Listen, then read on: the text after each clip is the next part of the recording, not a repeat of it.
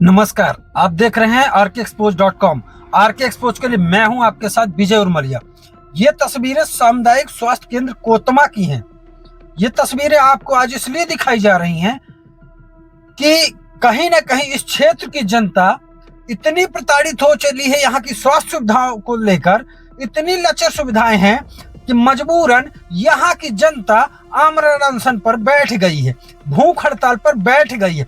बैठे भी क्यों ना, इसलिए बैठ गई है कि यहाँ से जीतकर विधायक बने, सरकार में मंत्री बने दिलीप जायसवाल ने अगस्त 2024 में मुख्यमंत्री के अनूपपुर आगमन पर सामुदायिक स्वास्थ्य केंद्र कोतमा को 100 बिस्तरी अस्पताल की घोषणा करवाई। डॉक्टरों की यहाँ पर उपस्थिति की घोषणा करवाई, मगर आज 2025 लग गया, अगस्त आने वाला है, 1 साल पूरे होने वाले हैं।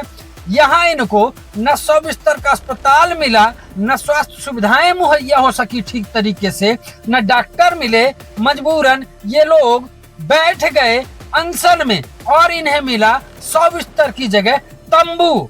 सुन लीजिएगा, हम आपको सुना रहे हैं कि भरे मंच से मंत्री दिलीप जायसवाल ने क्या मांग की थी मुख्यमंत्री से, और मुख्यमंत्री ने क्या कह के तालियां बजवाते हुए 100 बिस्तर की घोषणा करके अपनी जिम्मेदारी से इतिश्री तो कर ली, मगर कोतमा की जनता आज भी वहीं खड़ी की खड़ी है। मैं थोड़ा 2-4 मांगे हैं जिले की तरफ से, जनता की तरफ से, वो आपके सामने रखना चाहता हूं। प्रदेश का सबसे अंतिम छोर में ये जिला बसा है अनूपपुर, और खासतौर से मेरा विधानसभा बिल्कुल अंतिम छोर में है, छत्तीसगढ़ के बॉर्डर में है। वहाँ की कुछ मांग है, उसको आप जरूर पूरा सहृदयता से स्वीकार करके हमें अनुग्रहित करेंगे, ऐसा मेरा विश्वास। माननीय मुख्यमंत्री जी, कोतमा विकास खंड जो सामुदायिक स्वास्थ्य केंद्र है, लेकिन जिस प्रकार से शहर बहुत बड़ा है, जिले का सबसे बड़ा शहर है वो, और वहां पर आए दिन डॉक्टरों की कमी के कारण होता रहता है क्योंकि पद ही नहीं है। तो मैं चाहता हूं 100 बिस्तर का सिविल हॉस्पिटल बन जाए तो निश्चित तौर पर पूरा कोतमा शहर व अनूपपुर जिला आपका सदैव के लिए आभारी रहेगा। साथ ही इसी प्रकार से बिजुरी भी जिले की सबसे बड़ी नगर पालिका है, लेकिन वहां पर एक प्राथमिक की मैं घोषणा करता हूं। यहां मुझे बताया गया कि कोतमा में 100 बिस्तरी हॉस्पिटल की आवश्यकता है। दिलीप जायसवाल जी ने मांगा, जरा ताली वाली बजाओ तो मालूम पड़ेगा। मैं देने की घोषणा करता हूं, ये 100 बिस्तरी हॉस्पिटल भी आपको देने की घोषणा करता हूं। आपने कहा कि कोतमा मंत्री जी बज गई तालियां, मुख्यमंत्री जी बज गई तालियां। क्या हुआ आपकी घोषणा का? क्यों नहीं मिला इन कोतमा शहर के लोगों को स्वास्थ्य सुविधा सुचारू रूप से? यही वो नेता हैं जो चुनाव के वक्त इसी जनता से घोषणाओं का अंबार तो लगा देते हैं, मगर जब सत्तासीन हो जाते हैं तो ये वादे भी भूल जाते हैं। नतीजतन ये हो गया कि कोतमा की जनता भूख हड़ताल आमरण अनशन को बैठ गई, मगर न नेता का पता है, न मंत्री का पता है, न मुख्यमंत्री की घोषणाओं का पता है। आखिर कब कोतमा के इन मतदाताओं को न्याय मिल सकेगा, अब भी सवाल है। मंत्री दिलीप जायसवाल जी, नहीं करनी थी घोषणा। सुन लीजिए इन पीड़ितों का दर्द, ये अपने लिए नहीं, आपकी उस जनता के लिए मांग कर रहे हैं जिसकी वोट से आप मंत्री बने हैं, आपकी सरकार बनी है। इनके व्यक्तिगत परिवार भर का आदमी बीमार होकर अस्पताल नहीं जाता मंत्री जी, आपके पूरे विधानसभा क्षेत्र की जनता इस अस्पताल में आती है।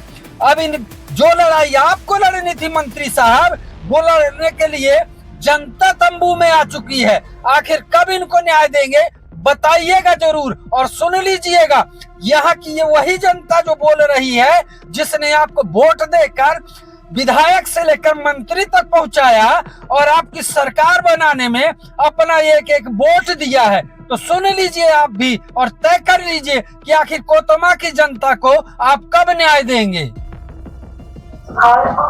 आप लोग किस बात को लेकर यहाँ पे अनशन पे बैठे हुए हैं, क्या मांगे हैं आप लोगों की? कोतमा सामुदायिक स्वास्थ्य केंद्र को लेकर के बैठे हैं। यहाँ की जो व्यवस्था है बहुत ही बेकार और लचर व्यवस्था हो गई है। लगभग 10 वर्षों से जो है यहाँ की स्वास्थ्य व्यवस्था बिगड़ी हुई है। सबसे पहला तो ये सामुदायिक स्वास्थ्य केंद्र है। यहाँ पे 4 विशेषज्ञ डॉक्टर होने चाहिए, महिला विशेषज्ञ, बच्चों का विशेषज्ञ, ऐसा डॉक्टर एक सर्जन होना चाहिए यहाँ पे, जिससे छोटी मोटे मतलब दवाइयाँ यहाँ पे हो सके लोगों का। और यहाँ पे इतनी अत्यधिक व्यवस्था बिगड़ी हुई है कि यहाँ पे एम्बुलेंस तक नहीं है इस हॉस्पिटल में। अगस्त 2024 में जी, मुख्यमंत्री मोहन यादव का अनूपपुर दौरा होता है। वहाँ मंत्री दिलीप जायसवाल जो यहाँ के स्थानीय विधायक भी हैं, उन्होंने 100 बिस्तर की मांग की थी और मुख्यमंत्री ने घोषणा की थी। उस घोषणा का क्या हुआ? अभी तक उसमें तो कुछ पता नहीं चल रहा है, वो तो प्रशासन ही बता पाएगा। हम लोग को इसकी जानकारी विशेष नहीं हो पाई है, सिर्फ घोषणा ही सुनी है। घोषणा ही सुना। जी, क्या नाम है आपको? देवशरण सिंह। किस बात को लेकर आप अनशन में बैठे और ये अनशन आपको कब तक चलने वाला है? अनशन यहाँ सामुदायिक स्वास्थ्य केंद्र व्यवस्था को लेकर बैठे हुए हैं, जिसमें यहाँ बहुत सारी कमियां हैं। मतलब न डॉक्टर हैं, ना मशीनरी व्यवस्था है। मशीनरी व्यवस्था होने के बाद भी जांच जो उपलब्ध नहीं हो पाती है, डॉक्टर सही ढंग से जांच नहीं करते हैं। यहाँ सिर्फ रेफर सेंटर बन के रखे कोतमा हॉस्पिटल।